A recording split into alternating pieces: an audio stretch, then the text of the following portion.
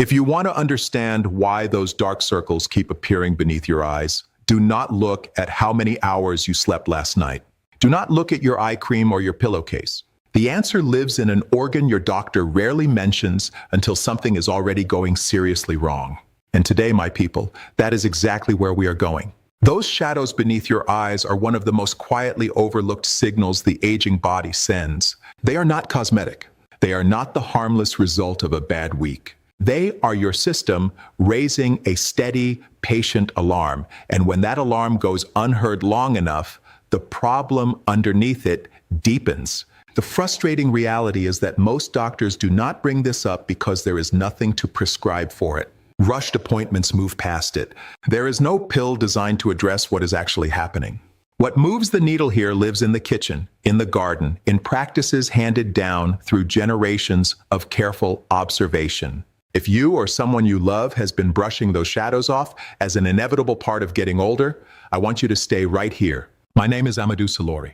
For over 45 years, I have worked as a traditional herbalist, trained in the plant medicine of my grandfather, who learned from his father and his father before him across 7 generations of healers in West Africa. I came to the United States and brought that knowledge with me, not to replace what modern medicine offers, but to restore what it overlooks. My grandfather used to say that all sickness first announces itself in the body's core, in the belly, in the deep roots of our digestive life. Before any blood test shows it, before any scan reveals it, the belly is already speaking. Research in recent decades has confirmed what that teaching observed long ago. The gut shapes our immunity, our inflammation, our hormone balance, and the quality of our rest. That lesson will matter before this video is finished, my brother, my sister. 7 generations of our community in the hills near the river, and in all those generations, we rarely saw the shadow settle under the eyes of our older people the way I see it settling on folks here. Our elders prepared their hibiscus. They kept their dandelion root through the dry months. They gave the body what the lineage had always known it needed, and the faces of the old ones reflected that care. Researchers arrived later with their notebooks and their laboratory tools, finding the same plants, confirming the same effects. What the tradition observed through generations of living, the outside world is still working to fully understand. Before we go further, I want to tell you that one of the things I am about to share is going to surprise you. 9 out of 10 people who come to me have been managing the wrong thing. I also want to say clearly that the order of what I am about to share matters. Each piece prepares the ground for the next. Watch this all the way through before you begin. My people, I have a simple request for the comment section today. Tell me your age, and then tell me how long those circles have been sitting beneath your eyes. 1 year? 5 years? Longer than you can quite remember? I read every single comment on this channel, and what you share helps me know exactly what to bring you next. In this video, I am going to show you why dark circles settle beneath the eyes of people over 60, and why this has almost nothing to do with tiredness. I am going to share the hidden organ at the center of this conversation, the one most people never think to address when they look in the mirror. I am going to show you the 3 quiet forces making this worse day after day without your knowing. I am going to walk you through the specific preparation my grandfather called the kidney's quiet meal. And I'm going to share the master recovery practice, the one that in 45 years of watching the body respond has shown me more visible change in a person's face than anything else I know. Before we go further, a small favor. If you are watching this and you have not yet subscribed, would you take 2 seconds to do that now? It costs nothing, and it is the only way this channel's work reaches more of our older folks who need it. Thank you for that.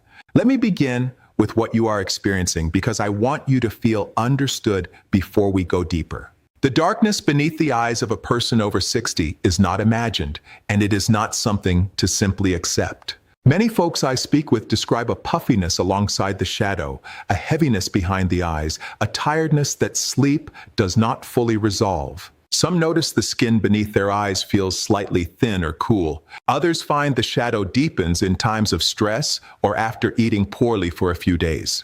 These details carry meaning. The body is using the face as a map, pointing toward what is happening deeper inside. In the tradition I was raised in, the area beneath the eyes corresponds to the kidneys and the organs responsible for deep blood filtration. When those organs are under strain, the face reflects it faithfully. The organ most often responsible for dark circles in people over 60 is the kidney. The concern I am describing is kidney fatigue, a quieter, slower kind of depletion that builds over years and rarely shows clearly on a standard blood panel until it is already significant. Here is what the kidneys do all day, every day without rest. They filter approximately half a cup of blood every single minute, pulling out waste, managing fluid levels, and regulating hormones that control blood pressure and red blood cell production. When the kidneys slow down, even modestly, circulation beneath the thin skin under the eyes becomes sluggish. Blood-carrying waste products begins to pool in the capillaries nearest the surface. Those capillaries dilate slightly to compensate, and the result is visible pigmentation, that bluish or brownish shadow that no eye cream will fully address. After the age of 60, kidney filtration capacity typically declines by somewhere between 30 and 40% compared to early adulthood. The old ones in this tradition observed this long before anyone measured it. They called it the dimming of the water route, the body's deep filtration slowly losing its vigor. Research tracking kidney function across large aging populations has confirmed what the healers had already watched across generations, finding that filtration capacity declines most sharply in the 6th and 7th decades of life. The laboratories found what the lineage had already seen in the faces of its elders. What I want you to understand is that the kidney is not simply managing urine. It is managing the vitality of your blood. And when blood vitality drops, the face records it most clearly beneath the eyes, where the skin is thinnest and the capillary network sits closest to the surface. There are 3 forces that quietly accelerate kidney fatigue after 60, and most people are living with all 3 at once without recognizing any of them. The first is chronic low-grade dehydration. Most older adults are mildly dehydrated for much of the day without knowing it, because the thirst mechanism weakens with age. The kidneys work harder to concentrate urine and manage fluid balance when water intake is low. Over time, this creates what I think of as dry friction, an organ working long hours without adequate lubrication. The shadow beneath the eyes tends to deepen in folks who drink mostly coffee, tea, or juice throughout the day and very little plain warm water. The second force is sluggish lymphatic return. The lymphatic system carries waste out of tissues, and it relies on movement and deep breathing to function. Folks who sit for long stretches, who do not walk regularly, or who breathe shallowly throughout the day often accumulate fluid beneath the eyes. The puffiness that accompanies the shadow is frequently lymphatic congestion rather than fat or bone structure. The third force is the one fewest people hear about, and it connects to something the tradition always recognized about the deep interior of the body. After the age of 60, the gut loses significant microbial diversity. Beneficial bacteria in the digestive tract die off faster than they are replaced. Many people try to correct this by adding a probiotic supplement. But probiotics alone cannot do their work without prebiotic fiber to feed them, and without postbiotics, the actual healing compounds that beneficial bacteria produce to restore the gut lining itself. Think of it this way: the bacteria are the seeds, the prebiotic fiber is the soil, and the postbiotics are the roots that allow everything to take hold and grow. Plant seeds with no soil and no root structure, and nothing establishes itself. All 3 must work together, or the gut terrain stays depleted, and every organ in the body, kidneys included, carries that hidden burden. The good news, my people, is that kidney fatigue responds well to consistent patient care. The first piece of recovery is what I call the morning water ritual. Before anything else enters the body, before coffee or food, drink 2 full glasses of warm water with the juice of half a lemon. Warm water, the temperature you feel when you hold the glass in both hands. This gently opens the kidney's daily filtration window with fuel instead of friction, and flushes overnight waste before the day's demands begin. Many people notice within 2 weeks that the puffiness beneath their eyes reduces noticeably. The second piece is a daily hibiscus and dandelion root preparation taken in the afternoon. Both plants carry a long relationship with kidney support across West African healing traditions and many others. Dandelion root supports the liver and kidneys filtration pathways. Hibiscus provides plant compounds that research has shown to support healthy circulation and reduce oxidative stress on the kidney's filtering cells. Steep 1 teaspoon of each in 2 cups of hot water for 10 to 15 minutes. Strain carefully and drink it in the afternoon. Take it in the afternoon rather than the evening because this tea mildly stimulates fluid flow and you do not want it disturbing your sleep.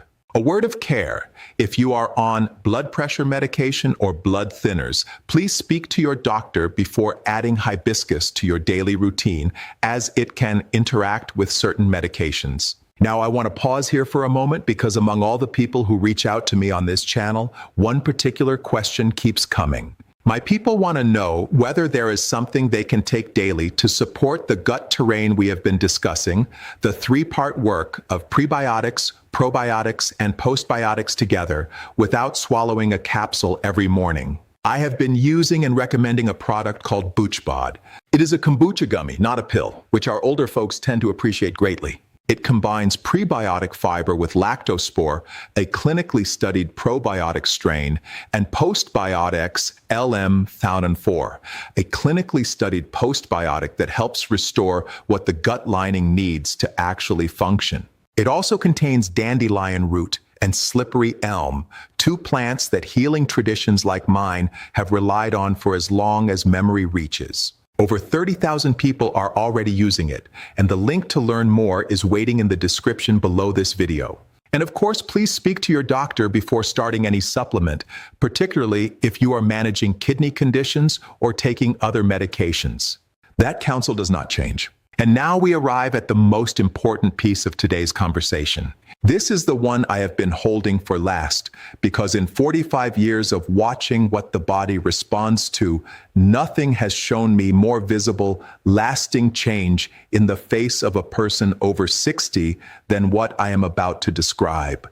The practice is what I call kidney restoration sleep positioning, combined with a specific pre-sleep preparation. Most people sleep on their stomachs or flat on their back with a single pillow. In those positions, lymphatic drainage beneath the eyes slows considerably.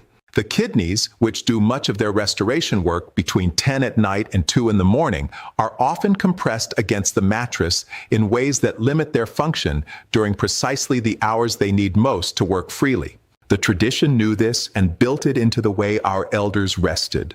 They slept on the left side, with a rolled cloth beneath the upper knee to keep the hips open and the spine long. In that position, the left kidney receives slightly better blood flow. The lymphatic channels behind the eyes drain more freely toward the neck. And the spleen, which works alongside the kidneys in filtering the blood, is not compressed by the body's weight. I want to tell you about Dorothy, 71 years old, from Cedar Rapids, Iowa, a retired music teacher who had carried dark circles beneath her eyes for nearly a decade when we first spoke. She had tried iron supplements, different pillowcases, cold compresses, and several expensive creams. What had been overlooked was a combination of kidney fatigue and lymphatic stagnation that her sleep positioning had quietly reinforced over years. I suggested the left side positioning, the morning water ritual, and the afternoon hibiscus preparation. By week 10, Dorothy wrote to tell me that the shadow had lightened in a way her family had noticed on their own without her saying anything. She described roughly a 45% reduction in the visible darkness. She told me, "Amadou, I had stopped really looking at my own face in the mirror. Now I look again." For the pre-sleep preparation, take 1 tablespoon of pure tart cherry juice, tart cherry only and unsweetened, diluted in 6 ounces of warm water, 30 minutes before lying down. Tart cherry contains plant compounds that support natural melatonin production and may help reduce inflammation in the small blood vessels beneath the eye tissue. Follow this with 3 slow, deep nasal breaths to activate the lymphatic pump through the diaphragm and prepare the body for its restoration work.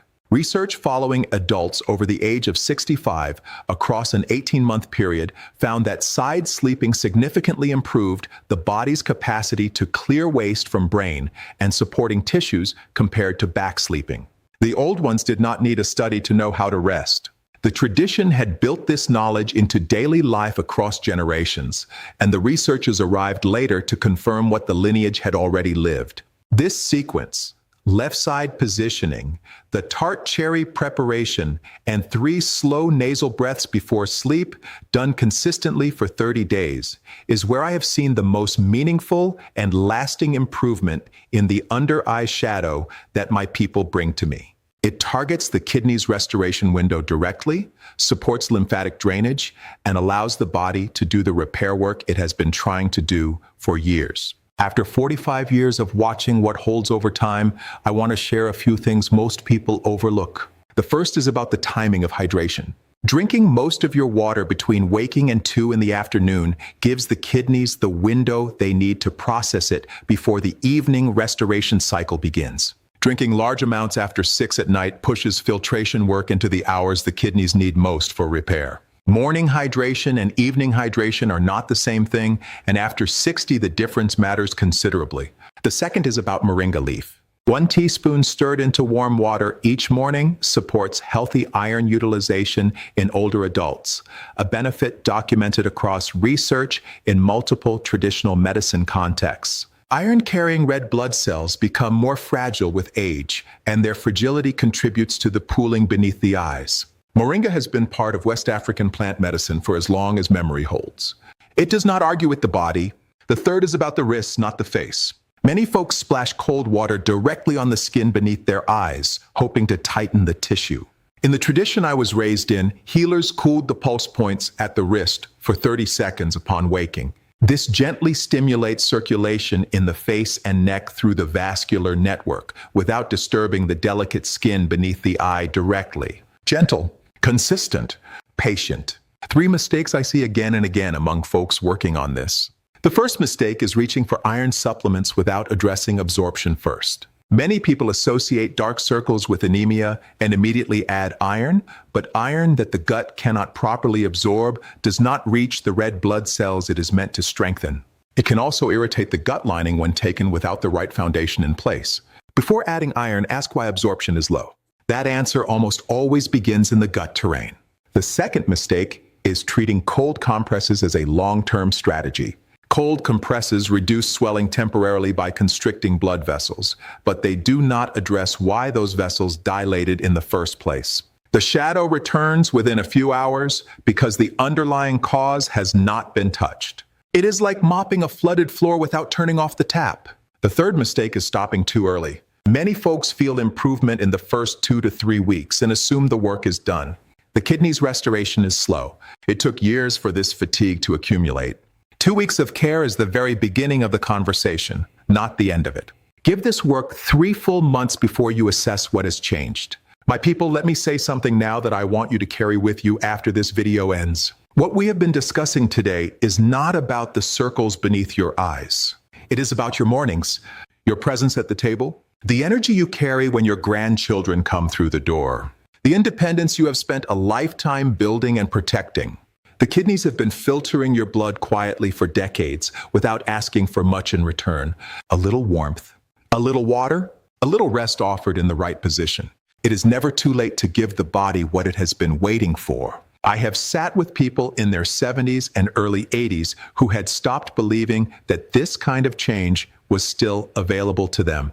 And I have watched their faces shift within weeks of simple, steady care. The body at 70, at 75, at 80 still listens. It still responds. You are the one who decides when to begin. Let me pull this together for you now. 1.